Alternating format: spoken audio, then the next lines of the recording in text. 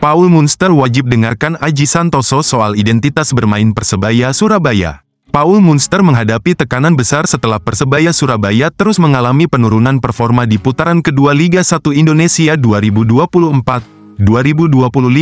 Hasil buruk dalam 6 pertandingan terakhir menjadi sinyal bahaya bagi Green Force. Aji Santoso pernah mengembalikan identitas bermain Persebaya Surabaya dengan filosofi umpan pendek cepat. Gaya bermain itu diwariskan dari generasi ke generasi dan menjadi ciri khas Green Force sejak era keemasannya. Pada tanggal 31 Oktober tahun 2019, Aji ditunjuk menggantikan Wolfgang Pikal untuk menyelamatkan Persebaya Surabaya yang tengah terpuruk. Tanpa banyak waktu, ia langsung mengembalikan DNA permainan Persebaya Surabaya di sesi latihan sore itu. Aji menegaskan filosofi bermain Persebaya Surabaya tak boleh berubah dari umpan pendek cepat. Baginya, permainan ini sudah menjadi warisan yang harus terus dipertahankan. Dari zaman dulu filosofi permainan Persebaya sebenarnya tidak berubah, mengandalkan umpan pendek cepat, kata Aji Santoso. Pelatih yang juga pernah menangani timnas Indonesia itu sadar perubahan tidak bisa instan. Namun, ia memulai dari aspek mental pemain dengan mengembalikan semangat dan kepercayaan diri. Sayangnya, 6 tahun berlalu, gaya bermain Persebaya Surabaya kini berubah drastis. Di bawah kepemimpinan Paul Munster, Persebaya Surabaya lebih mengandalkan serangan balik dan permainan pragmatis. Identitas permainan umpan pendek cepat sudah hilang dari lapangan. Sebagai gantinya, Persebaya Surabaya lebih sering memainkan bola panjang ke final third lawan. Pada awal musim, Munster sempat membawa Persebaya Surabaya tampil impresif dan bersaing di papan atas. Namun, memasuki putaran kedua, performa tim anjlok drastis dan sulit meraih kemenangan. Jika Munster ingin bertahan lebih lama di Persebaya Surabaya, ia harus mendengarkan warisan filosofi Aji. Persebaya Surabaya butuh kembali ke identitas aslinya agar bisa bersaing di papan atas. Kesempatan bagi Munster masih terbuka dalam 2 laga ke depan. Namun, jika tren buruk terus berlanjut, bukan tak mungkin manajemen akan mengambil langkah tegas. Persebaya hadapi laga berat lawan PSBS Biak, Paul Munster dan 2 pemain absen karena akumulasi kartu.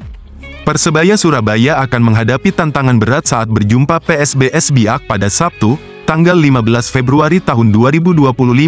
Tim Bajul Ijo harus tampil tanpa pelatih Paul Munster dan 2 pemain kunci, yakni Gilson Costa dan Mohamed Rashid, yang absen akibat akumulasi kartu.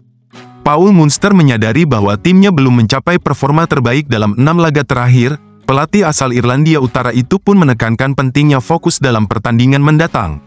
Kami fokus untuk laga berikutnya, semua tahu bahwa hari ini tidak baik untuk tim kami, ujarnya, Minggu, tanggal 9 Februari tahun 2025. Absennya Munster dan beberapa pemain menjadi pukulan telak bagi Persebaya. Ia pun mengaku heran dengan keputusan wasit yang memberikan banyak kartu kuning kepada timnya. Laga selanjutnya banyak pemain, termasuk saya tidak bisa tampil. Karena akumulasi, saya tidak tahu mengapa bisa mendapatkan kartu kuning, saya tidak tahu, banyak pemain mendapatkan kartu kuning, imbuhnya. Selain absen karena akumulasi kartu, Persebaya juga dihantui masalah cedera. Namun, Munster tetap optimistis timnya bisa bertahan dan menunjukkan karakter kuat di laga mendatang. Kami harus fokus, kami harus terus kompak. Harapannya para pemain banyak yang kembali dari cedera. Laga ke depan adalah ujian bagi karakter kami harus terus bertarung ke depannya, tutupnya. Benarkah Bernardo Tavares sosok tepat gantikan Paul Munster sebagai pelatih Persebaya Surabaya? Nama yang sempat dikaitkan dengan Persebaya Surabaya adalah Bernardo Tavares. Pelatih PSM Makassar itu pernah dirumorkan bakal merapat ke Green Force sebelum akhirnya Munster yang dipilih sebagai nahoda. Tavares adalah sosok yang punya rekam jejak apik di Liga 1 Indonesia. Bersama PSM Makassar, ia berhasil membawa timnya meraih gelar juara Liga 1 2022 dengan skuad yang tidak bertabur bintang. Namun, tantangan berat sedang dihadapi Tavares di PSM. Ia harus berhadapan dengan persoalan internal klub yang tak kunjung selesai. Penunggakan gaji menjadi masalah yang terus berulang di PSM. Bagi Persebaya Surabaya, mendatangkan Tavares bisa menjadi solusi menarik. Ia memiliki pengalaman membawa tim dengan sumber daya terbatas menjadi juara. Persebaya Surabaya butuh sosok pelatih yang bisa mengangkat performa tim secara instan. Bernardo Tavares telah membuktikan kemampuannya dalam membangun tim yang solid dan kompetitif. Dari segi statistik, rekam jejak Tavares di PSM cukup mengesankan. Dalam 110 pertandingan, ia mencatatkan 48 kemenangan, 37 imbang, dan 25 kekalahan. PSM Makassar di bawah asuhannya mampu mencetak 167 gol dan kebobolan 118 kali, rata-rata, tim asuhannya mampu mengumpulkan 1,65 poin per laga.